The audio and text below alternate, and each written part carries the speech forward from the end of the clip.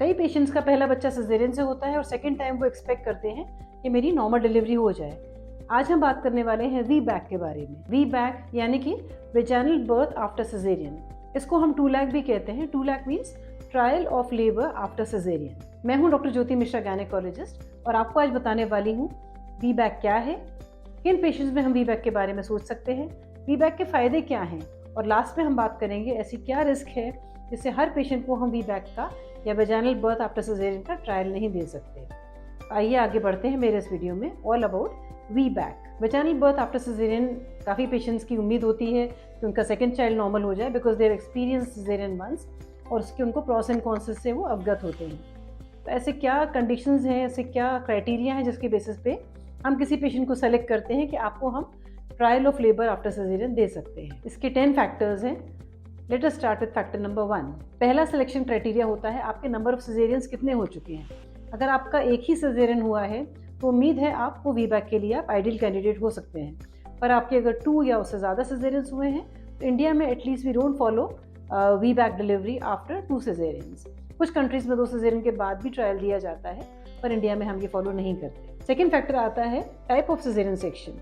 Type means uterus के lower part में अगर कट दिया जाए तो उसको हम कहते हैं lower segment caesarean section. This is lower part of uterus. कभी कभी किसी किसी कंडीशन में अपर पार्ट ऑफ यूट्रस में कट दिया जाता है जो कि क्लासिकल सिजेरियन सेक्शन कहता है। इसमें हम ट्रायल ऑफ लेबर नहीं दे सकते। अगर आपका लोअर पार्ट में भी हॉरिजॉन्टल कट दिया था, मतलब आड़ा कट यूट्रस के अंदर दिया गया था, that is called transverse cut on the uterus, then trial can be given. अगर नीचे टी शेप कट दिया गया था या डिफिकल्ट लेबर था, डॉक्टर को एक्सटेंड करना पड़ा था कट बहुत ज़्यादा, ऐसे केसेस में हम आपको VBAC की सलाह नहीं देंगे। थर्ड फैक्टर आता है लास्ट सिजेरियन से अभी तक का कितना इंटरवल है। इसको कहते हैं interval between 2 deliveries. Ideal interval होता है 2 to 3 ईयर्स, पर आजकल क्योंकि लेट चाइल्ड बियरिंग है उतना समय नहीं होता कि हम 3 साल का समय दे सकें बिटवीन 2 चिल्ड्रन। कम से कम मिनिमम रिक्वायरमेंट है 18 मंथ्स। 18 महीने के बाद अगर आप सेकेंड बेबी प्लान कर रही हैं तो पॉसिबिलिटी है कि सारे क्राइटेरिया फुलफिल करते हुए हम आपको VBAC का ऑप्शन दे सकते हैं। पर 6 मंथ से पहले अगर आप प्रेग्नेंट हो गई हैं then definitely don't even ask your doctor कि आपको वो VBAC कराएं। नंबर 4 फैक्टर है क्या ये बच्चा सिर से आ रहा है, मतलब केफेलिक प्रेजेंटेशन। अगर बच्चा सिर से आ रहा है तो VBAC पॉसिबल है। अगर बच्चे का एबनॉर्मल लाए है, मतलब हिप्स नीचे आ रहे हैं या बच्चा आड़ा है, तो ऐसे केस में आपको ट्रायल ऑफ लेबर नहीं दिया जाएगा। नंबर 5 फैक्टर आता है कि सिंगल बेबी है या मल्टीपल।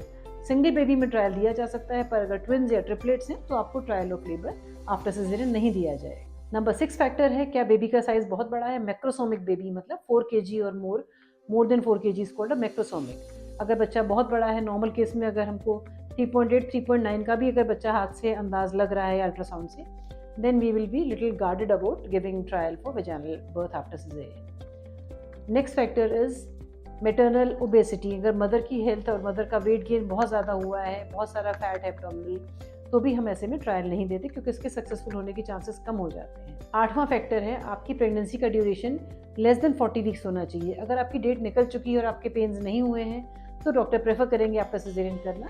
मोर देन 40 वीक्स में नॉर्मल होने के चांसेस बहुत कम है। 9th फैक्टर है क्या आप नेचुरल लेबर पेन लेके आई हैं या आपका पेन इंड्यूस किया जा रहा है।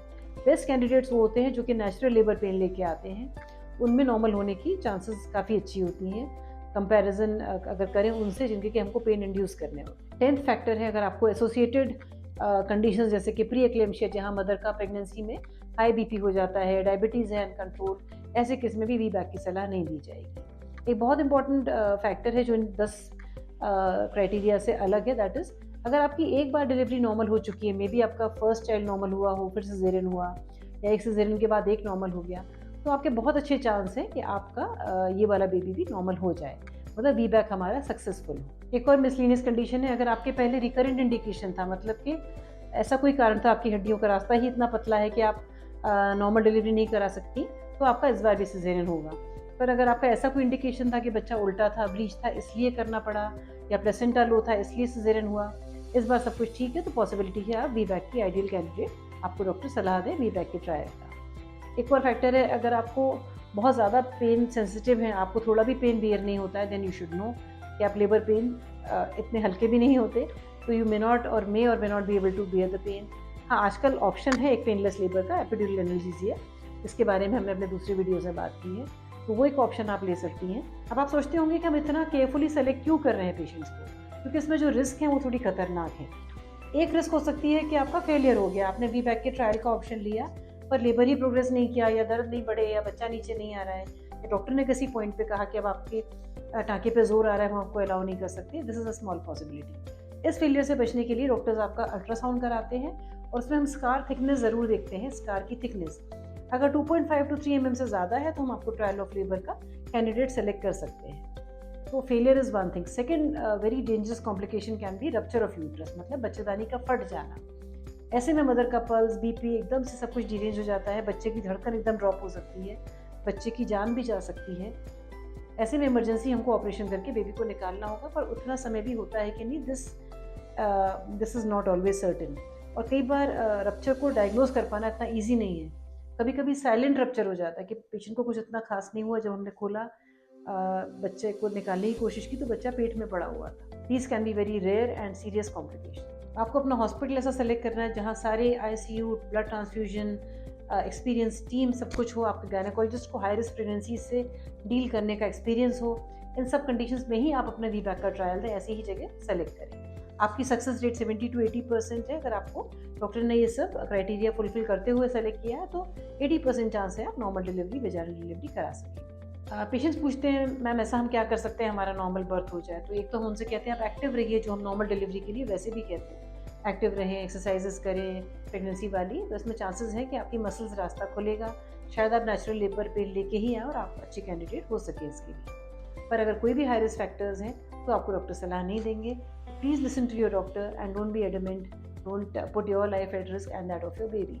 मैं हूँ डॉक्टर ज्योति मिश्रा। आज हमने समझा वी बैक क्या है और हमें किन कंडीशंस में इसको अलाउ करना चाहिए, किस केस में हम नहीं करा सकते। अगर आपको मेरा वीडियो पसंद आया तो please like and share this video and subscribe to this channel. Good bye till then.